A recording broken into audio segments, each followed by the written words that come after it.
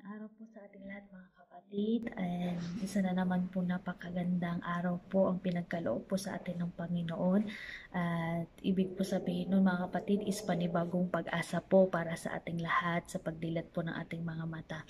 So ngayong araw po is birthday po ng inyong lingkod, ng inyong abang lingkod, si Ate Melay. So pinakauna po sa lahat, ang gusto ko pong pasalamatan is ang ating Almighty God sa pagbibigay po sa akin ng isang taon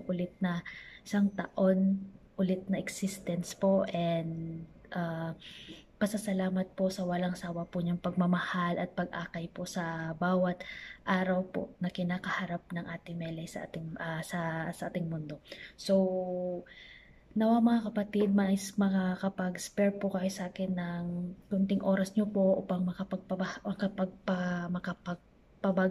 bahagi po ako ng Word of God po ngayong araw na to.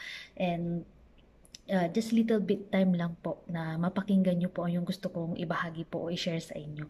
So, ang gusto ko pong i-share sa ngayong araw na to is galing sa Psalms chapter 71 verse 14 po. But I will hope continually, and will yet praise thee more and more. So, alam ko po mga kapatid, bawat isa po sa atin is may kanya-kanya po tayong kinakaharap, may kanya-kanya po tayong struggle na pinagdadaanan po. And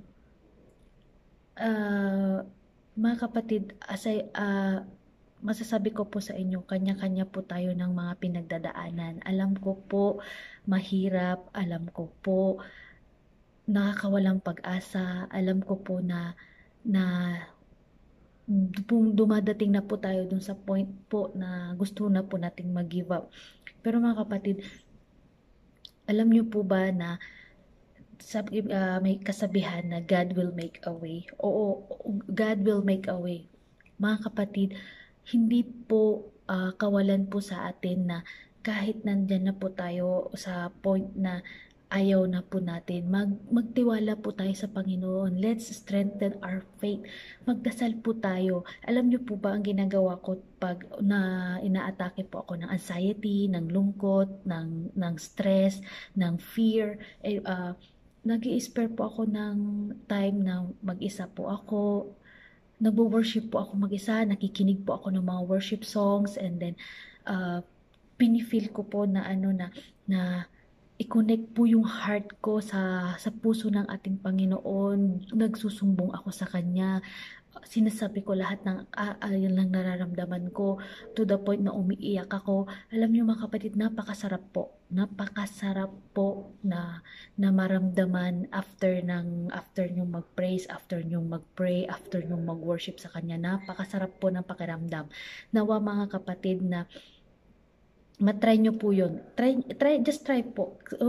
Kahit sa 5 minuto lang po ng araw-araw po na mag-praise ka, mag-thank you ka sa Kanya, magsumbong ka. Isipin mo, anak, lagi po nating isipin, siya po yung Almighty na tatay po natin. At siya po yung tatay na ang Kanyang pagmamahal po ay wagas. Walang kapantay na pagmamahal. Alam po natin na especially po sa pinagdadaanan po natin ngayon is napakahirap, pero I know that may message po ang Lord sa atin sa mga nangyayari po sa bawat buhay po ng bawat isa. Kailangan lang po nating makinig.